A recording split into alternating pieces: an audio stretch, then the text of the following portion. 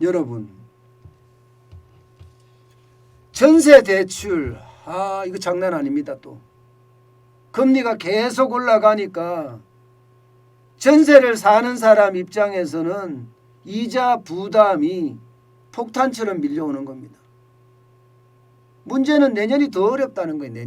내년이 더 올라갈 거기 때문에 말입니다. 여러분 이거 한번 보세요. 12월 전세 대출 금리 상단입니다. 4.37%입니다. 4.37%면요. 부담 엄청 된다는 이야기예요.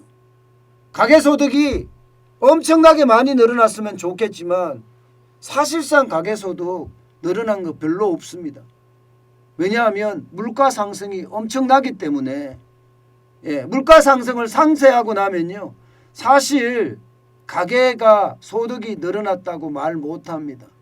그런데 이자는 폭탄처럼 점점 밀려오는 겁니다.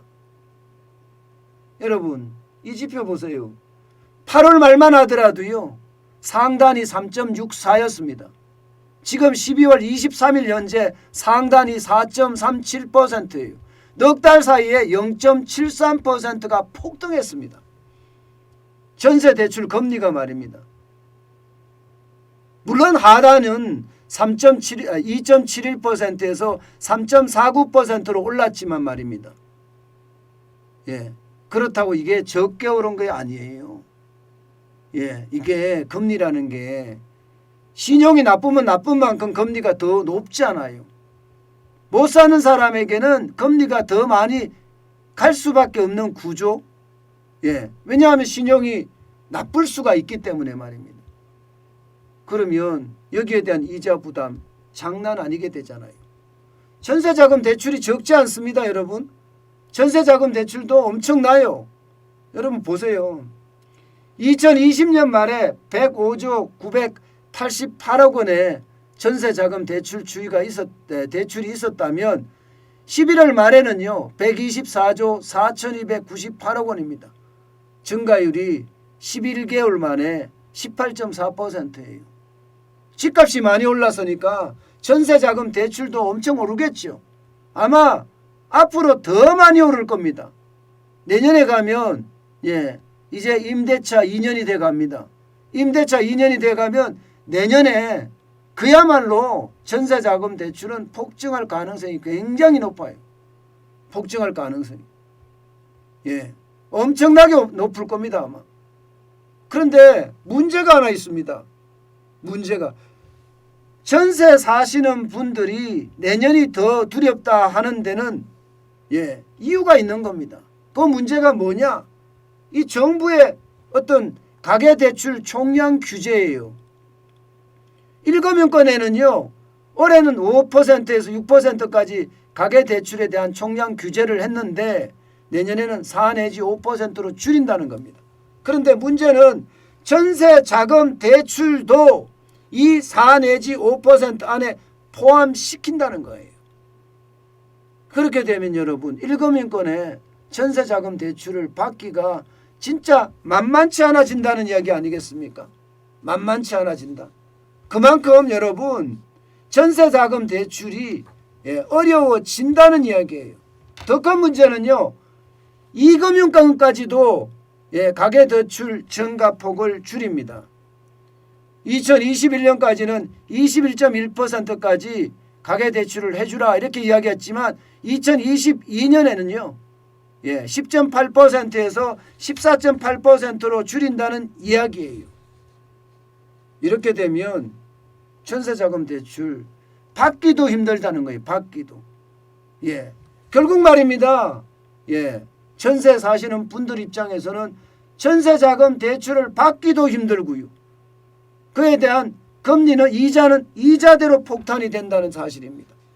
지금 코픽스 금리가 1.55%까지 올라갔거든요.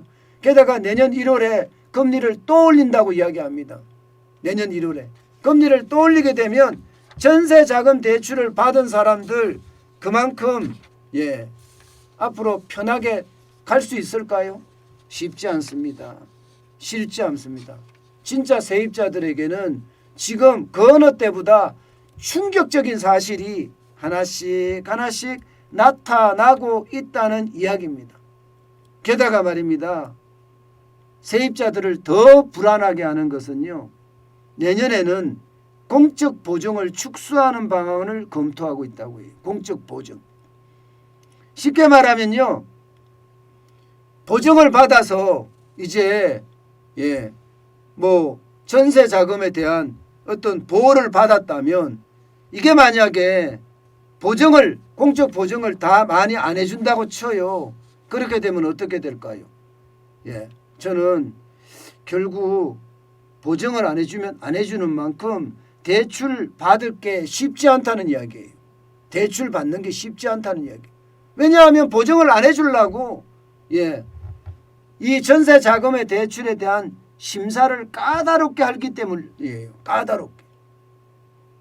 결국 말입니다. 문재인 정부는 여러분들에게 제가 여러 번 말씀드렸지만 서민의 정부다, 서민의 정부다 이렇게 이야기했지만 사실상 문재인 정부가 서민의 정부일까?